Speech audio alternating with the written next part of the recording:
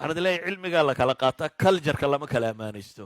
walidalik had iyo goor waxaan tilmaamaa nukat ay ka sheegaan ninkii gandi la odhan jiray mahatma gandi nin aqoon-yahana buu ahaa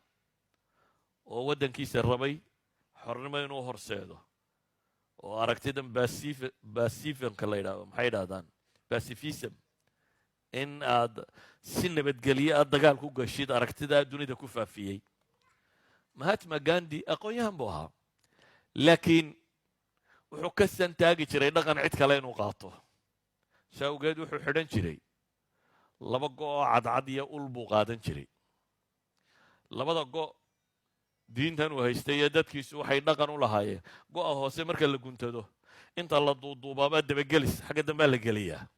marka labada din dhexdooda inta laga saaro go'a ayaa sidan bambarka carruurta loogu xidho kale ayuu u xidhan yahay dadka waaweyn baa saa u xidhan waxay sheegaan isagoo wixiisaa xidhan buu ingiriiska iyo meelahan yimi wuxuu rabay inuu boqortooyada la kulmo oo uu ka dhaadhiciyo xorriyadda waddankiisu inuu helo markaa ushiisiina sita labadiisii go'na sita waxay dhahdeen mid ingiriis baa oo taygiisii ku bakhtiisan oo xidhan baa wuxuu ku yidhi what is this waa maxay maradana dabada gashatay ku xidhantay maxay tahay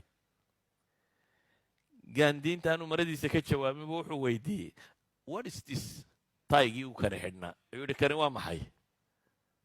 ninka wuxuu yidhi this is necktie kani waa qoorta bahalkii lagu xidhanaya waa qoor ku xidhad and this is back tie buu ku yidhi markaa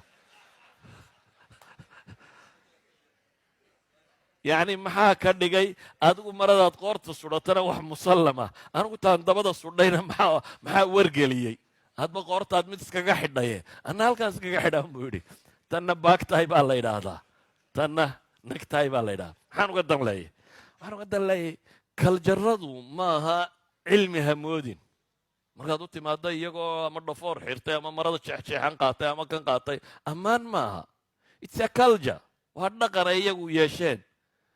adiga waxa lagaaga baahanya waxa weeye inaad dadnimadaada ku faantid dhaqankaaga inaad ku faantid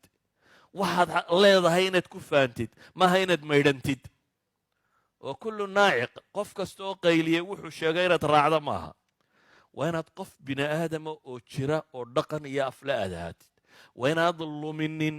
caqaa'idda iyo valueska aad aaminsan tahay value islaamnimadu waxayna fartay in ballanka la oofiyo in run la sheego in dadka si fiican loola dhaqmo halkan markaad timaadda inaad wixiiba ka baxdo been daldashid oo ballanka ka baxdid oo waxaad doontaad samaysid dee saasi ma aha saas waa adoo maydhmay